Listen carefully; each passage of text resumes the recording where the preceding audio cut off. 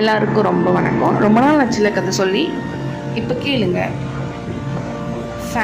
ஃபேனுக்கு என்ன, ஃபேனை வச்சு நம்ம என்னெல்லாமோ சொல்லலாம்.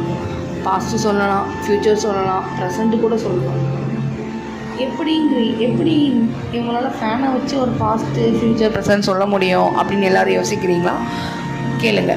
முன்னொரு காலத்தில் ஃபேனுனா என்னன்னே தெரியாது.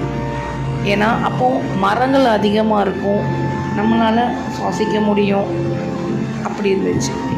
ஆனால் இப்போ உள்ள காலத்தில் ஃபேனு தான் ரொம்ப மஸ்ட்டாக இருக்குது.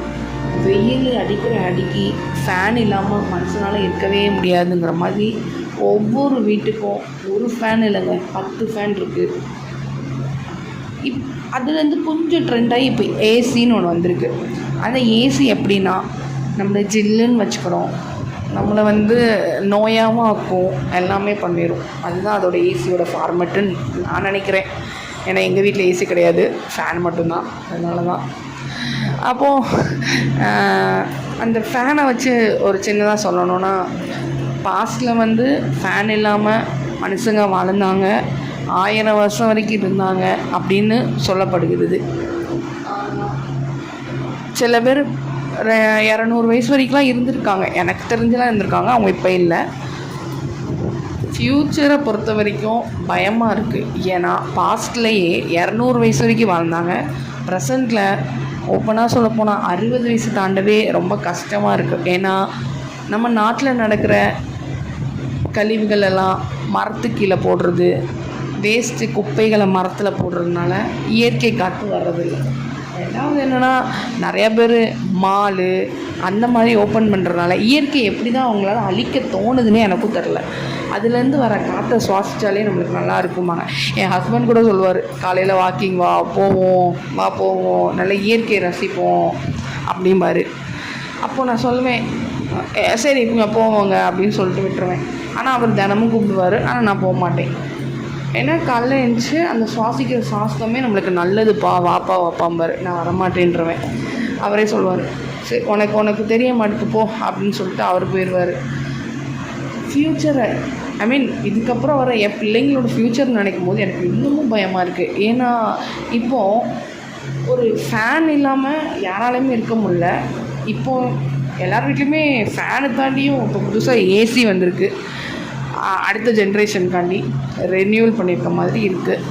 அந்த ஏசி என்ன ஆகுதுன்னா, நம்மளோட சுவாசிக்கிற காற்றையே நம்மளுக்கு வாங்கிட்டு அதே தான் நம்மளுக்கு ரிஃப்ளெக்ட் பண்ணுறது. அது யாருக்குமே தெரிய மாட்டேங்குது. அதனால பாதி நோய் வருது, சின்ன பிள்ளைங்களுக்கு நோய் வருது.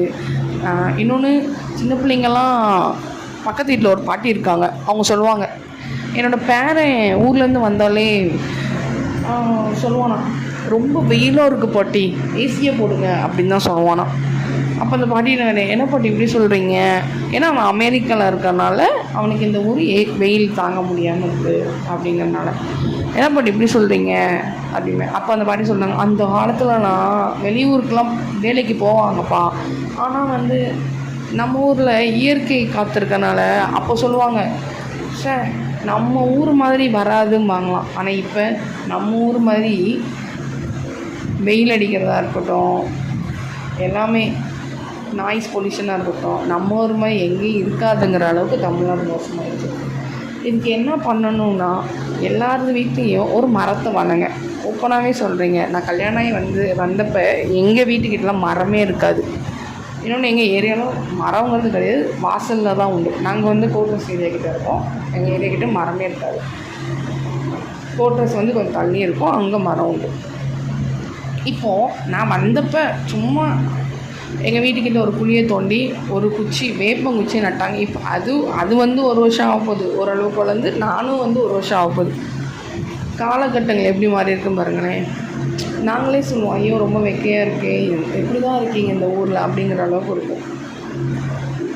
இப்போது ஏன் நம்மளுக்கு இந்த மந்த்து மழை பெய்யணும், ஆனால் ஏன் மழை பெய்யலை சொல்லுங்கள்? ஏன்னா நம்மக்கிட்ட இருக்க இயற்கையை நம்ம கொஞ்சம் கொஞ்சமாக அழிச்சிக்கிட்டு வரதுனால தான். அந்த இயற்கையை நம்ம அழிக்காமல் இருந்தோம்னா, நம்மளோட எந்தெந்த மாதம் என்னென்ன பெய்யணுமோ, மழைனா இந்த மாதம் மழை, எந்த மாதம் பனி பெய்யணுமோ அந்த மாதம் பனி, எந்த மாதம் வெயில் அடிக்கணுமோ அந்த மாதம் வெயில், அப்படி இருக்கும். திடீர்னு மழை பெய்யுது, திடீர்னு வெயில் அடிக்குது, திடீர்னு பனி அடிக்குது, climate சேஞ்சஸ் மாதிரி இருக்குது. அப்போ ஃப்யூச்சர்லாம் எப்படி இருக்கும் யோசிச்சு பாருங்கள். அதனால தான் சொல்கிறோம், நம்ம அம்மா அப்பா நம்ம தாத்தா பாட்டி நம்மளுக்காண்டி மரத்தை வளர்த்தாங்க, நம்ம அந்த மரத்தை அழிக்கிறோம். அடுத்து நம்ம ஜென்ரேஷன் நம்ம பிள்ளைங்க மரமே இல்லாமல் சுவாசிக்கிறதுக்கு ஆக்சிஜன் வச்சுட்டு இருக்க போகிறாங்க. பார்த்துக்கோங்க மக்களே. இனிமேல் சொல்கிறேன், எல்லோரும் ஒரு மரத்தை வளங்க.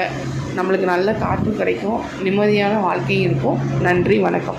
இதை பிடிச்சிருந்தால் லைக் பண்ணுங்கள், கமெண்ட் கூட பண்ணுங்கள். தப்போ கரெக்டோ சொன்னால் தான் நான் சேஞ்ச் பண்ண முடியும். கமெண்ட் பண்ணுங்கள். விருப்பம் இருந்தால் சப்ஸ்கிரைப் பண்ணுங்கள், அதேமாதிரி விருப்பம் இருந்தால் ஷேர் பண்ணுங்கள். Thank you all.